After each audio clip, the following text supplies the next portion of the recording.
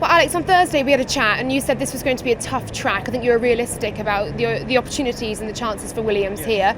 Was it as you expected out there? I mean, P7 this morning would suggest perhaps not. No, I think I was wrong. It's good you admit it. Yeah, it was surprising actually. Everyone went really well, and I felt pretty good straight away with the car. And then in FP2 we tried a few things and didn't go in the right direction, but I feel that we have a really good place to be. We know where we want to be for tomorrow, so I'm pretty hopeful out there, and yeah, it's actually feeling pretty good for us. Obviously FP2 disrupted with the red flags as well. Did you get enough feel for race condition with the car?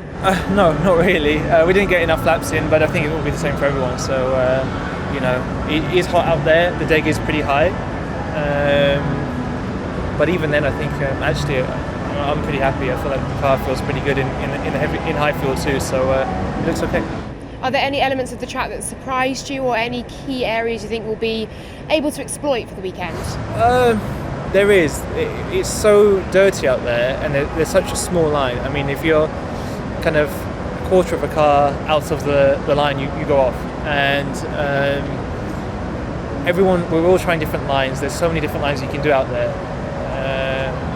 Even in my head tonight, I think I'm going to have a look at a few other drivers' onboards and try and put a plan in place and see what I want to try for tomorrow. But yeah, it is tricky. I think you see a few mistakes out there, myself included. Yeah.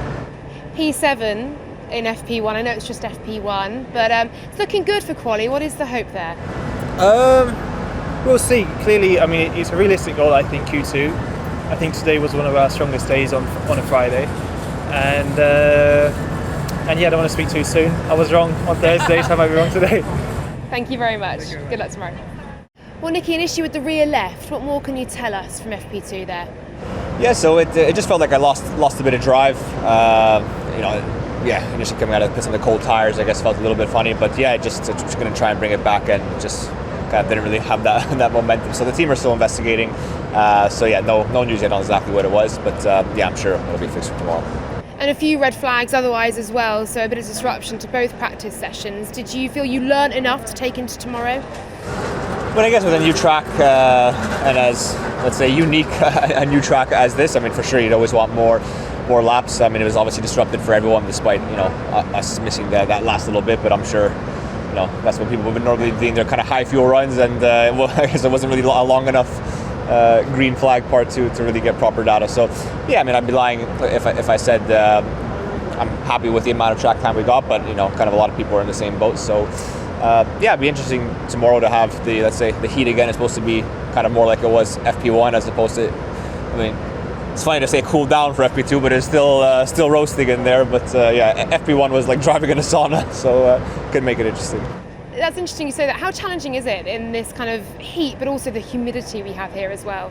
Yeah, I guess that's the main thing. It's the humidity that I guess makes a difference, because we've driven in very hot places before, and you can obviously crack the visor open a little bit, get some air, and it's not as bad. But I guess when it's humid like this, and I've never driven in Singapore yet, so I don't maybe have the most extreme as I guess. But even cracking open the visor, it's still like a bit warmer than usual. You don't cool down as much, so it's. Yeah, it'll definitely be a challenge for the drivers, and as I guess more so for the car and for the tires particularly. So the race could be interesting, especially with shortened high fuel running. And finally, I know it's been a difficult season for you so far. Do you feel you're getting now a bit more of a handle on this car, even with the challenges that this weekend brings as well? I mean, I think every lap I do, it's obviously trying to make steps towards getting that feeling. I mean, honestly, this track is probably not the best one to fast track that, because it's obviously a street track. The grip was very low in the first session as well, the stop-start nature of it. We had our issues as well, so it's let's say it hasn't been on a very upward trajectory in that regard, but it's improving each lap I do.